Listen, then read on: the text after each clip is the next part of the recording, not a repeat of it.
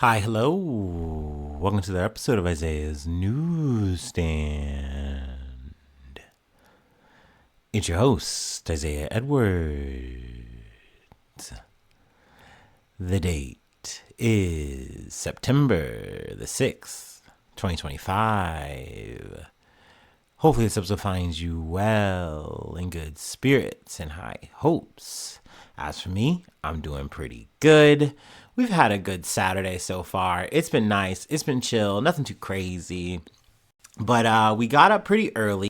I've been trying to get in the habit now of really maximizing my Saturday because time is very limited. So I'm like setting an alarm like around 7, waking up. I generally wake up, around that time anyway. And it's still hard because I'll hear the alarm and then I'll want to go right back to sleep. So it took me about 30 minutes or so to really get up. But we got ourselves together and we went straight to the gym. So that was nice. It was nice to just attack it. And I felt much better mentally. I felt much better physically, more importantly, because my stomach wasn't bothering me and was really able to lock in. So that was nice. I will say at the top, I'm doing heavy sets and I'm trying to do a deadlift at 315. And I've been able to do it. My max is 2 reps. And I was like, let's go for it. Let's do this. I took a week off of it. Let's go. And I went for it and I couldn't do it. I could feel my hands, my grip slipping. And I was like, nope. And I thought, I'm like, you should go for it again. And I'm like, it's Saturday. And if I hurt my back, and then I gotta try to crawl around Northside tonight, I'm not gonna be happy. I'm just not gonna be in a good mood. So let's just chop it down to 275 and let's do that. And we did that, so I'm okay. I'm okay with it. Everything else in the workout went well, in terms of the lifting, in terms of the cardio. I was a bit worried because last night my ankle was hurting. So I was like, man, everything is just happening right now. I'm just not in a good mood. I'm not in a good place. But we got some sleep and I woke up still hurt, but it was more manageable. So I was like, all right, let's see how we do on the cardio. Was able to hit the Stairmaster, able to hit the treadmill. So I'm happy. And then not to mention the elliptical and the bike were fine. Easy peasy. So we love that. Now, this is where I took a little bit of a deviation from my normal Saturday daily routine for the weekend or in general. I decided that I was finally going to go to a recreational dispensary. Now, we've talked about these before in Ohio, on our little local news time when it's popped up, when it became thing. But I haven't gone. I've never been. I mean, I've gone to a medicinal dispensary, and that was years back. It's been so long. I can't even remember how long. But, that was one process, and I was very curious, and I had noticed that the prices had kind of come down, or at least they have a little bit more variety, volume, and bit of price spectrum, if you will. So I was like, all right, let's see what the hype is about finally. And I went to one near me, and it was very cool because this used to be a Steak and Shake that I went to as a kid. And so I was like, oh my God, it's the same building. Then I go in there and it's just completely different. The staff was very nice. Also, the name of the dispensary is called Story.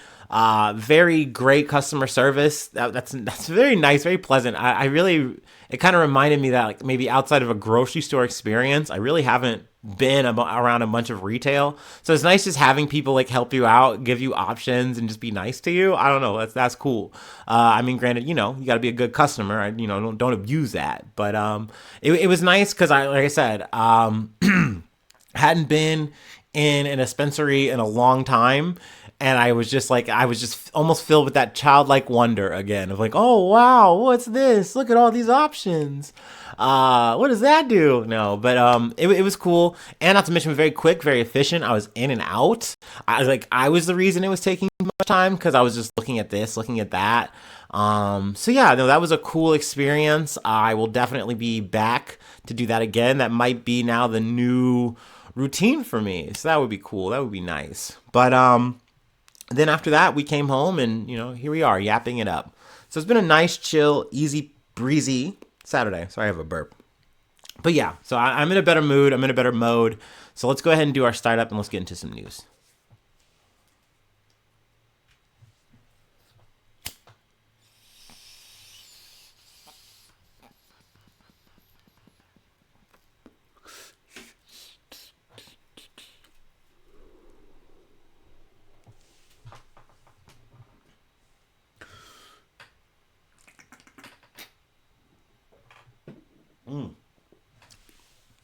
All right.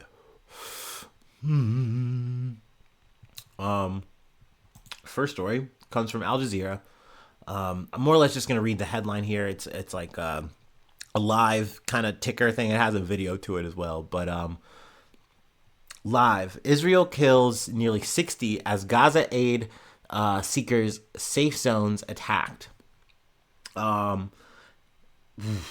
Israeli army targets residential building housing dozens of displaced Palestinian families in Gaza City after issuing new forced evacuation threats. Israel's assault on the northern urban center continued into the early hours of Saturday with deadly strikes reported on Palestinian homes. I have heard that it's been about, or Israel has taken about 40% of Gaza City.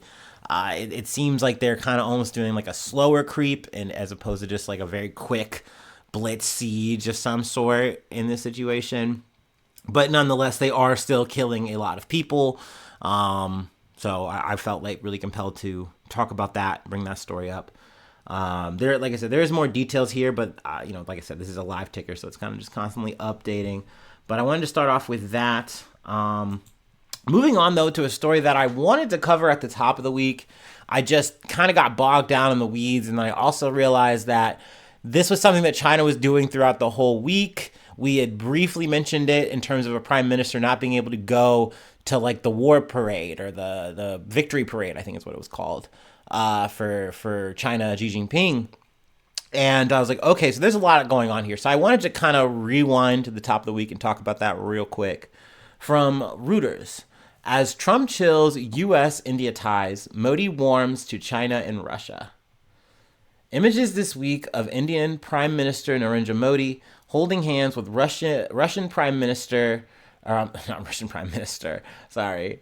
Russian President Vladimir Putin at a summit hosted by Chinese President Xi Jinping seemed to confirm what many had already concluded. The U.S. has stumbled in its effort to draw India into its diplomatic orbit. Successive U.S. presidential administrations have sought to cultivate the historically non-aligned India as a strategic counterweight to China and Russia. Now, I mean, they're going to go through a lot of the details here in terms of just the relationship between Trump, Modi, between U.S., India, and the other players in terms of China, in terms of Russia. Really, though, I just wanted to kind of focus on the idea of like, well, for Modi, he's willing to make a trip that he hasn't made in years, over 7 years since 2020, because China-India relations are kind of a bit dicey, a bit choppy. They have a bit of border disputes, political stuff, yada, yada, yada. So there's enough animosity there, enough acidity or cridity, whatever, there to make it go, oh, well, we don't really want to do too much business. We're not like against it, but things aren't exactly great. But because of the way things have escalated with the U.S. and India, Modi's more willing to make these kind of efforts, more willing to make these kind of overtures. And it's to the point that he was holding hands with Vladimir Putin. It was, to me, such a strange image. And I'm saying strange in the sense of like, I feel like for Vladimir Putin, if this was something that he was seeing on like a Russian television screen, it would be used as some example of how like Russia has gone to blah, blah, blah. We need to stop this homosexual, blah, blah, blah. But no, you're holding hands with your good old buddy here. It's bro love, I guess, in this situation. I guess you get to define the terms. I don't know. It just seemed very weird and very strange to see these two holding hands being so chummy. I liked it. I did. I loved it. But very odd. Very odd. But the thing I like about Putin is he plays a position. He does not care, especially when he's on the fucking big screen, on the fucking red carpet. He knows how to, work a room. It's very interesting.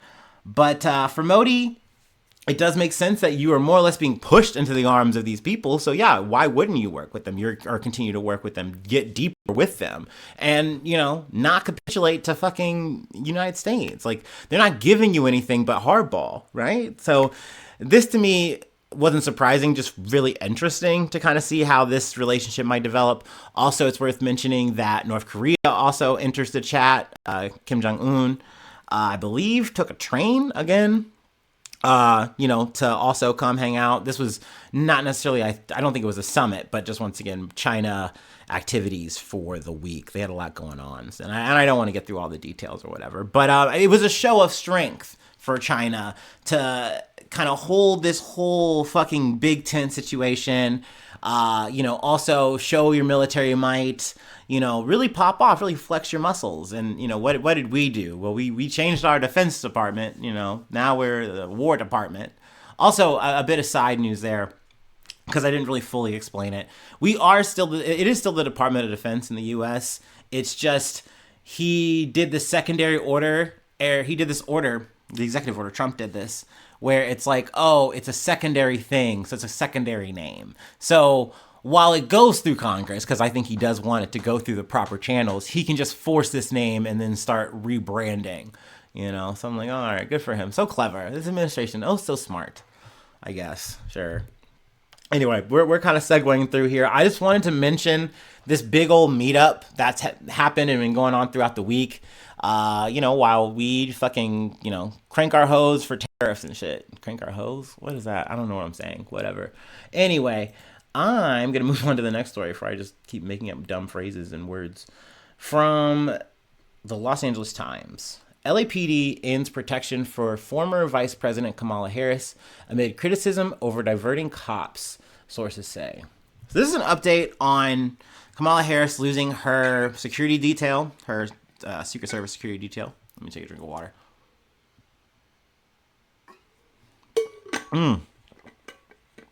So I learned a little bit after I did that episode that apparently you only get it for like 6 months or something after if you're the vice president, which I was surprised about that. I figured you got at least a few motherfuckers for life.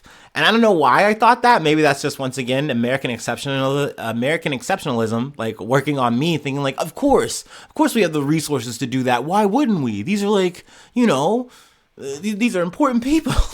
Nah, fuck that shit. You got it. You're good. You figure it out. But Joe Byron, who I think also had some kind of skin surgery on his fucking head. Whatever.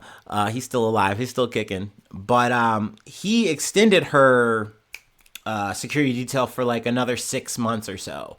And essentially, Trump was like, yeah, no, we're going to cancel that before it runs out. Like, she doesn't need it. She's good. It's fine. So yeah, I mean, I still think it's shiesty. I still think it's a weird move. It's definitely petty, but I don't know. It doesn't seem as intense or whatever to me. It seems less than now. But in between that, or, post that story, post us talking about it, and now, whatever, she did get a detail from like California itself. So let's go ahead and just read about that and how that has formed and then kind of dematerialized, but we're working it out. The Los Angeles Police Department on Saturday discontinued its protection for former Vice President Kamala Harris after heavy criticism within its own ranks that officers were being diverted from crime suppression, sources told the Times. LAPD Metropolitan Division officers had been assisting the California Highway Patrol in protecting Harris and were visible until Saturday morning outside her Brentwood home. Both California police agencies scrambled this week to protect Harris after President Trump, her rival in November's election, revoked Harris's Secret Service protection last week. Thursday, President Biden had extended, or I don't know, they put a period there and then Thursday, period. Love that. President Biden had extended that protection for Harris beyond the 6 months after leaving office that vice presidents traditionally get. Los Angeles Mayor Karen Bass had directed the LAPD to provide the security team to assist CHP in the short term. According to sources, those Metro officers had to be drawn away from crime suppression work in the San Fernando Valley this week. The department is assisting the CHP in providing protective services for former President Kamala Harris until an alternative plan is established, said Jennifer Forkish, LA Police Communications Director, on Thursday. This temporary coordinated effort is in place to ensure that there is no lapse in security. But anyway, I do want to fast forward here because there's a counter to this. The Los Angeles Police Protective League, the union that represents rank and file LAPD officers, criticized the move. Pulling police officers from protecting everyday Angelenos to protect a failed presidential candidate who also happens to be a multi-billionaire and who can easily afford to pay for our own security is nuts, its board of directors said. And look, I hate to agree with a piece of shit like this because this guy sounds like a piece of shit to me. I don't know his vibe. I can just feel it through the fucking piece. I don't know. But I think he's right. I think he's right as fuck. Like, at the end of the day, my initial knee-jerk thought when this happened was, okay, yeah, that's weird. It's petty, whatever. But she's got the money. She's gonna be fine. She can just have to pay for her own fucking, presidential guard or a little faux presidential guard, you could say. Whatever. She can call it whatever the fuck she wants. But at the end of the day, she can pay for it. And she doesn't need to actually use taxpayer dollars to compensate that. That made sense. But then, LAPD, stepped in, California stepped in. So I was like, all right, I guess that's cool too. But it is a definitely worthwhile thing to say. Also, the statement continued, Mayor Karen Bass should tell Governor Newsom that if he wants to curry favor with Miss Harris and her donor base, then he should open up his own wallet because LA taxpayers should not be footing the bill for this ridiculousness. Once again, I hate to say it, sounds based. Like, all these motherfucking people can pay for their own fucking way when it comes to the security detail, especially in Harris's sense, because you're not actually on the clock here. You're doing this for a book deal. Like, you're on your little book tour, and I think it's called, I can just get to it, or maybe I'm not going to find it. 107 Days. It's her memoir. Has 15 stops, which include visits to London and Toronto. Are they going to go with her there? And I'm sure this all, the logistics of it too is maybe coming into play. And they're like, yeah, maybe we should start scaling this back. Maybe you guys should get back to your work, your real work. Which is, let's not talk about what cops do today. Let's just not. That's going to upset me and fuck up my vibe. But that being said, this was a development. I guess now we have a whole cop gate situation coming out of this. We'll see if there's any more hay to be made out of it or not. But now we're going to hit the surf. We're going to hit the beach. But the beach is going to bite back. But let's go ahead and do our last break, and we'll go ahead and close it out.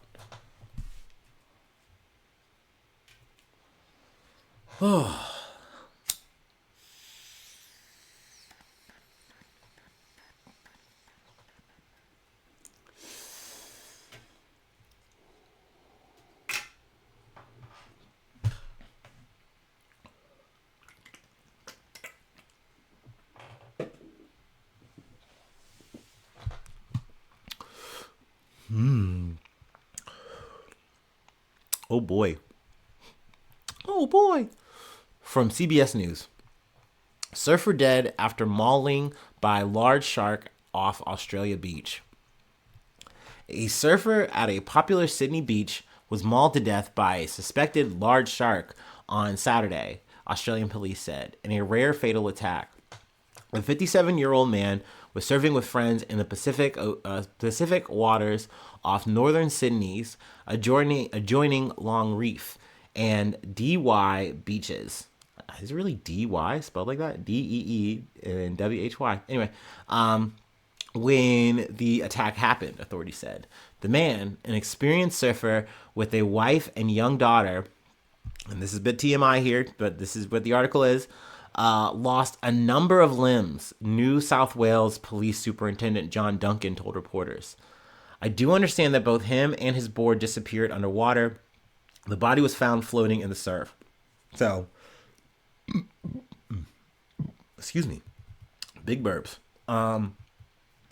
I thought it was very candid, a bit like to say the number of limbs part. I don't know why that got me, but then it immediately just sets the whole visions, and I'm like, oh, but you got the body. Oh no. And then they get him to shore. They try to resuscitate him. They were unsuccessful. So like, oh man, that's so brutal. If your family, your friends, you're seeing this all unfold, like your friend just gets taken out, goes underwater, like him and the fucking surfboard, but like just, and then he comes back up, like, oh man, just fucked. It's sad. So definitely bummed me out. But I think they shut down nearby bodies of water for like 24 hours after the fact, after this happened. Let's see here. There are about 100 shark species in Western Australia. I don't know why I wanted to say it like that. According to SharkSmart, a website run by Australian officials that warns about shark activity and gives tips on how to stay safe. Most of the species are capable of injuring humans, but an overwhelming majority of them are not aggressive under most circumstances. Most shark bites in ocean loving Australia are from great whites, bull sharks, and tiger sharks. After the incident, nearby beaches were closed for at least 24 hours. Drones and surf lifesavers on water skis were patrolling the beaches for shark activity. I don't know why, but also the highlight on drones being involved was like kind of interesting to me in a good way. I kind of like them. Like, oh, okay, this is an instance where you do get to see this technology used in a way of like helping either patrol, or you could see if there was a situation where you were looking for someone, helping find a body or whatever. So I was like, okay, that's kind of cool. And the water ski thing, that's kind of cool. Anyway, surfing lifesavers. Let's see. I don't know why I wanted to say like surfing lifeguards. Like lifesavers doesn't roll off my tongue, right? Unless I'm talking about the candy. I don't know. Vitamin C is shit. Let's see. That's really all I have. They do talk about a bit of factoids. There aren't many shark attacks, and they're that's why they said up top they're very rare. So unfortunate that we're covering one today, but I think I could find it. Let's see. Fatal shark attacks are rare. In 2024, there was only 7 fatal attacks, including 4 unprovoked attacks around the world. And that's according to research by International Shark Attack File. Overall, shark attacks decreased dramatically in 2024 and were far below the annual average. So, hopefully that it continues to stay low. But, anytime you cover one, it's going to be pretty unfortunate. But yeah, that is where I'll leave it for today. If you'd like to help out support the effort, I do have a Patreon. Patreon.com/Isaiah News. Become a newsie today. Free ways to hit me up, contact me, IsaiahNews1@gmail.com. Feel free to follow me or the podcast on any of the socials. Subscribe to the YouTube. Follow on TikTok. Follow on Spotify or Apple Podcasts, whatever you like to listen to, whatever platform. I should be there. But leave a like, leave a cool comment, leave a nice comment, Not going to belabor the point today, but, do that. Sharing is caring. All the stars for the reviews are nice. But if you don't do any of that, that's fine. I really just appreciate you just kind of hanging out with me. That's always cool. It's always nice. But yeah, thanks so much for tuning in. Thanks so much for being a friend. And hopefully I see you soon for some more good news. I love ya. Bye-bye. Mwah.